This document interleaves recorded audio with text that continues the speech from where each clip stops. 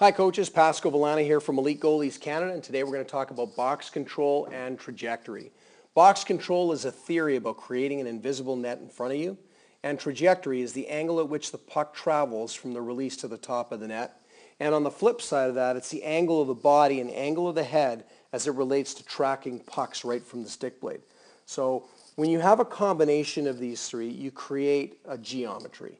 And this is what we're going to talk a little bit about today. So this net that you see right here actually is a splitting image of the net that's behind the goaltender.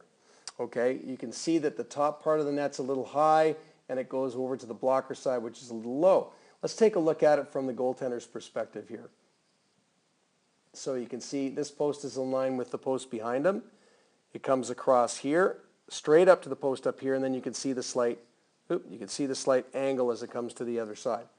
Okay, so once again, we'll do it in a different color just so you can see it here. It's up, right across, down, and straight across. That's the box that you're dealing with, and it's in front of the goaltender. Now, the box in front of the goaltender is much smaller than the box behind the goaltender. So it's really important to see that you can see that the net space is actually quite small, and the higher up the net space you go, the more narrow that net space is going to be. And that's really the theory behind this whole process. And taking a look at the goaltender, you can see right away that the goaltender has maximum net space coverage. His glove is covering the top part of the net perfectly. It's only about 36 inches high from the ice. And then the width to the outside is about the same, 36 to 38 inches wide. So he's managed to take a 6 foot by 4 foot net and condense it to about 3 feet by 3 feet, maybe 3.5 feet. So in looking at the release here, the goaltender's got really good, strong visual connection to the puck. He's going to witness a release, but the challenge on this release is you're going to see that normally a goaltender is right dead center of the net. You're going to see that as the release takes place, that the goaltender moves slightly to his right side. You'll see this here. And in doing so, he actually lowers his glove out of the way of the puck. Let's take a little closer view here. Shot comes, glove disappears, puck finds its space to go into the net. So it's really important to recognize the fact that when players are shooting the puck, you're already covering amazing net space. And taking a look at the glove here, it's covering that space beautifully. The blocker, both skates are representing the post. So essentially what they're doing is they're creating a box that goaltender can control that's only about 3 feet wide and 3 feet high.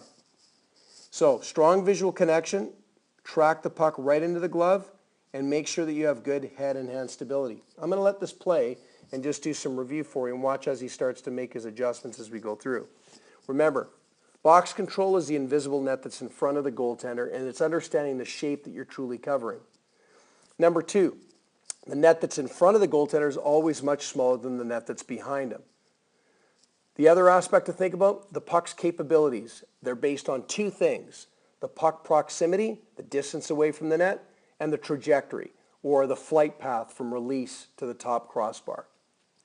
The goaltender needs to focus on the release, whether it's coming with or against the grain on the body, and respect the height of the net.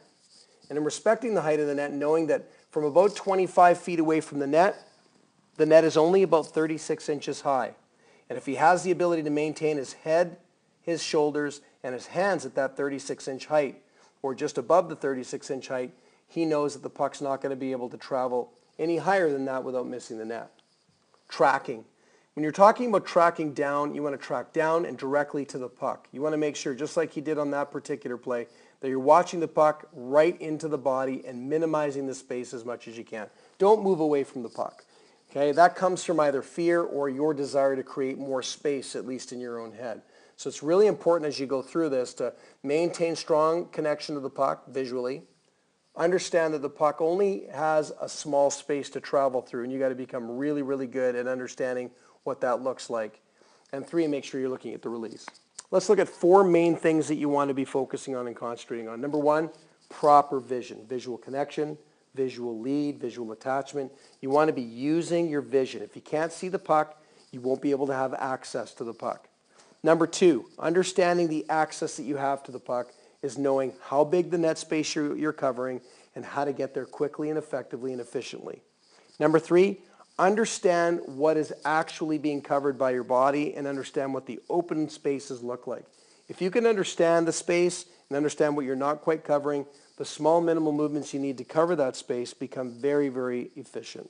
And number 4, head, shoulder, and hand stability is absolutely key critical in today's game. The more movement you have with your hands and your shoulders and your head while you're moving laterally, while you're moving from your butterfly, while you're moving from your stance, are going to contribute to poor goaltending. So make sure that you have strong visual connection, just like he showed there, and you'll have a lot of success in goal. Hopefully you enjoyed this.